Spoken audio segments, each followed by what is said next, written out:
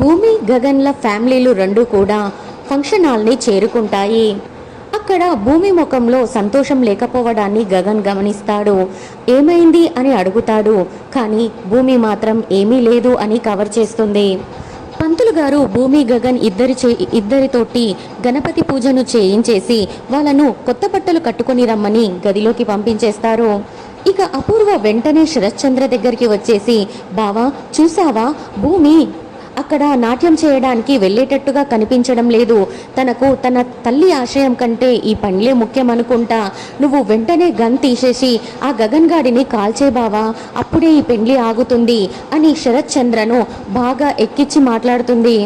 శరత్చంద్ర మాత్రం కోపాన్ని కంట్రోల్ చేసుకుంటూ, కాదు అపూర్వ, నాకు ఇంకా భూమిపైన నమ్మకం ఉంది. తను తన తల్లి కోసమే బతుకుతుంది. తల్లి అంటే ఎంతో ప్రేమ. తన తల్లి మాటను నిలబెట్టడం కోసం తను లాస్ట్ మూమెంట్లో ఎలాగైనా వెళ్ళిపోతుందని చిన్న ఆశ. అందుకే నేను తొందరపడడం లేదు అని అపూర్వకి నచ్చజెప్తాడు. ఆ తర్వాత శరత్చంద్ర భూమి గదిలోకి వెళ్తాడు. అపూర్వ కూడా చాటుగా వెళ్ళి వాళ్ళ మాటలను వింటూ ఉంటుంది. శరత్చంద్ర లోపలికి వెళ్ళి, ఏంటమ్మా, నీ తల్లి ఆశయం కంటే కూడా నీకు ఈ పెళ్లి గొప్పదయ్యిందా అని గట్టిగా నిలదీస్తాడు. అలా కాదు నాన్న, ఈ ఇయర్ కాకపోతే వచ్చే సంవత్సరమైనా నేను నాట్యం చేసి అమ్మ కోరికను నిలబెట్టగలుగుతాను.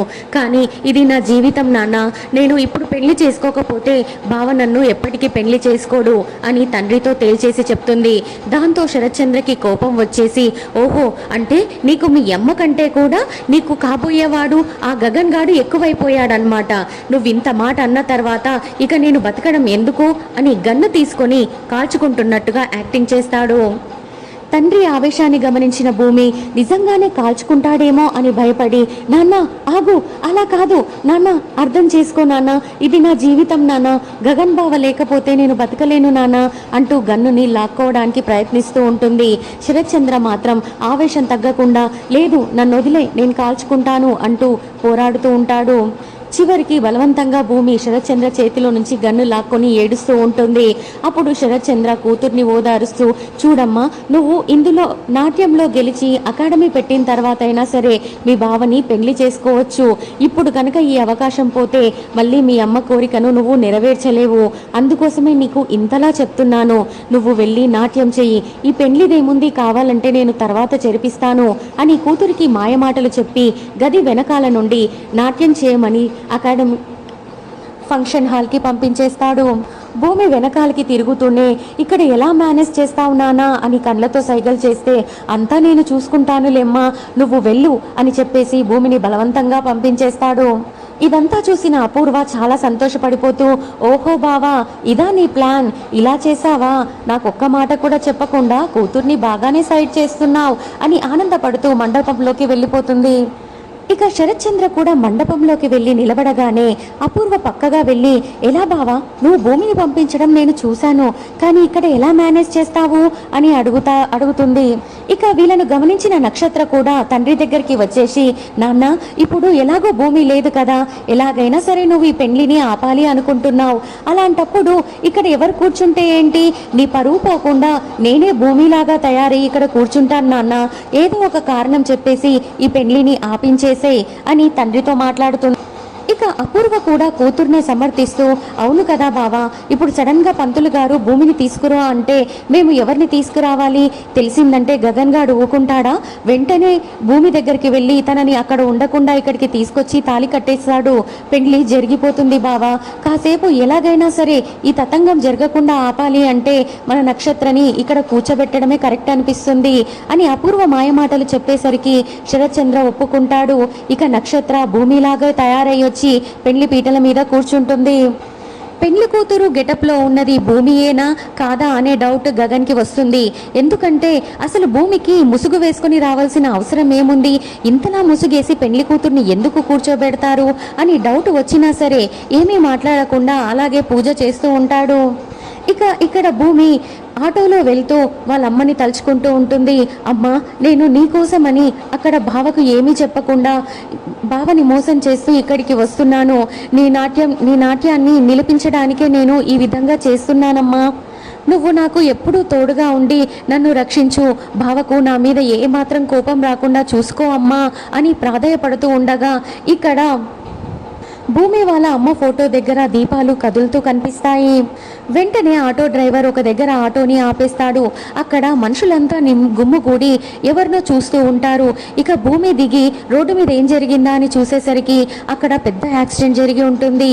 ఆ యాక్సిడెంట్ జరిగింది తను పార్టిసిపేట్ చేయబోతున్న నాట్య ప్రదర్శనను చూసే ఒక జడ్జికి. ఆ జడ్జిని గుర్తుపట్టిన భూమి వెంటనే ఆ జడ్జిని హాస్పిటల్లో జాయిన్ చేస్తుంది. అక్కడే తనే దగ్గరగా ఉండి ఆ జడ్జికి ఆపరేషన్ చేయిస్తుంది. జడ్జి బాగానే కోలుకుంటారు. తను కళ్ళు తెరిచిన తర్వాత భూమిని, ఎవరమ్మా నువ్వు, నన్ను కాపాడినందుకు చాలా థ్యాంక్స్ అమ్మా అని కృతజ్ఞతలు చెప్తాడు. నీకేం కావాలో కోరుకోమని అడుగుతాడు. అప్పుడు భూమి, నాకు ఏమీ వద్దు సార్, నేను ఈ నాట్యం ఈరోజు 12 o'clockకి మీరు పార్టిసిపేట్ చేస్తున్న ఆ ప్రోగ్రాంలో నేను పార్టిసిపేట్ చేయలేను సార్, ఎందుకంటే ఆ 12 o'clockకే నా పెళ్లి కూడా ఉంది. పెళ్లి కూడా నాకు చాలా ఇంపార్టెంట్. మీకు వీలైతే ఈ ప్రోగ్రాం ఒక్కటి మీరు పోస్ట్పోన్ చేయండి ప్లీజ్ అని రిక్వెస్ట్ చేస్తుంది. నువ్వు ఇంతలా రిక్వెస్ట్ చేయాల్సిన అవసరం లేదమ్మా, నా ప్రాణాలు కాపాడిన దేవతవి నువ్వు, నీకోసం నేను ఇంత చిన్న సహాయం చేయలేనా అని అకాడమీ వాళ్ళకి ఫోన్ చేసేసి ప్రోగ్రామ్ని పోస్ట్పోన్ చేయమని చెప్తాడు. ఇక్కడ పెళ్లి పీటల మీద కూర్చుంది భూమి కాదు అన్న డౌట్ వచ్చిన గగన్ వెంటనే నక్షత్ర ముఖం మీద ఉన్న పరదాను తొలగించి చూస్తాడు.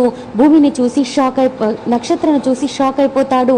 భూమి ఎక్కడా, అసలు ఏం చేశావు, నువ్వెలా వచ్చావు పెళ్లి పీటల మీదకి, శరత్ చంద్ర ఎక్కడా, ఏంటి మోసం అని గట్టిగా అరుస్తూ ఉంటాడు. ఇక శరత్ చంద్ర తల దించుకొని అలాగే నిలబడిపోతాడు. అసలు భూమి ఎక్కడా, భూమిని మీరేం చేశారు అని నిలదీసి అడుగుతూ ఉంటే చెర్రీ రంగంలోకి దిగి తన ఫోన్లో తీసిన వీడియోని గగన్కి చూపిస్తాడు. అందులో శరత్ చంద్ర ఎలా అయితే భూమిని ఒప్పించి పంపించేశాడో అది మొత్తం చెర్రీ రికార్డ్ చేసి ఉంటాడు. అది అర్థం చేసుకున్న గగన్, చూసావా శరత్ చంద్ర, నువ్వు నన్ను ఏమీ చేయలేక నీ కూతురికి నచ్చ చెప్పి తనని బలవంతంగా బయటికి పంపించావు. నువ్వు ఎన్నిసార్లు ఎన్ని విధాలుగా అడ్డుకున్నా సరే నన్ను భూమిని ఒకటి కాకుండా ఆపలేవు. నేను ఇప్పుడే భూమి ఎక్కడుందో అక్కడికి వెళ్ళి తన మెడలో తాళి కట్టేస్తాను, నువ్వేం చేస్తావో చూస్తాను అని శరత్ చంద్రకి వార్నింగ్ ఇచ్చేసి గగన్ అక్కడి నుంచి వెళ్ళిపోతాడు. శరత్ చంద్ర అందరి ముందు జరిగిన అవమానాన్ని తట్టుకోలేక కుప్పకూలిపోతాడు. ఏంటి, నువ్వు ఇప్పుడు వెళ్ళి భూమిని పెళ్లి చేసుకుంటావా, ఎలా పెళ్లి చేసుకుంటావో నేను చూస్తా అని నక్షత్ర కూడా వెళ్ళిపోతూ ఉంటే చెర్రీ బలవంతంగా నక్షత్రను ఆపేసి అక్కడున్న తాళిని తీసుకుని నక్షత్ర మెడలో కట్టేస్తాడు. ఏంటిరా ఇలా చేశావు అని కోపడుతూ నక్షత్ర తాళిని తెంచబోతూ ఉంటే శరత్ చంద్ర నక్షత్రను కొట్టుతాడు. ఒక్కసారి మెడలో కట్టిన తాళి ఎంతో పవిత్రమైంది, దాన్ని అలా ఎలా తీసేస్తావు అని కూతురికి చివాట్లు పెడుతూ ఉంటే, ఏంటి, ఒక్కసారి మెడలో కట్టిన తాళి పవిత్రమైందా, అసలు తాళి నిజంగా అంత పవిత్రమైందైతే నా భార్య మెడలో తాళిని తెంచి నా కొడుకుకి ఇచ్చి నీ కూతురు మెడలో కట్టమని చెప్తున్నావు కదా, మరి అదేలా న్యాయం అని కృష్ణప్రసాద్ నిలదీసి అడుగుతాడు. తట్టుకోలేక శరత్ చంద్ర అక్కడి నుంచి వెళ్ళిపోతాడు. ఇక గగన్ పరుగున హాస్పిటల్కి వెళ్ళగానే అక్కడ ముందు గగన్కి ఫోన్ చేసిన అతని ఫ్రెండ్ కలుస్తాడు. భూమి ఇక్కడే ఉందిరా, కావాలంటే చూపిస్తాను రా అని చెప్పేసి గగన్ని తీసుకొని వెళ్ళి భూమిని చూపిస్తాడు. ఏంటి భూమి, చెప్పా చేయకుండా ఇలా వచ్చేసావు అని అడుగుతాడు. అప్పుడు భూమి జరిగిందంతా చెప్పేసి తన తప్పుని గగన్ దగ్గర ఒప్పుకుంటుంది.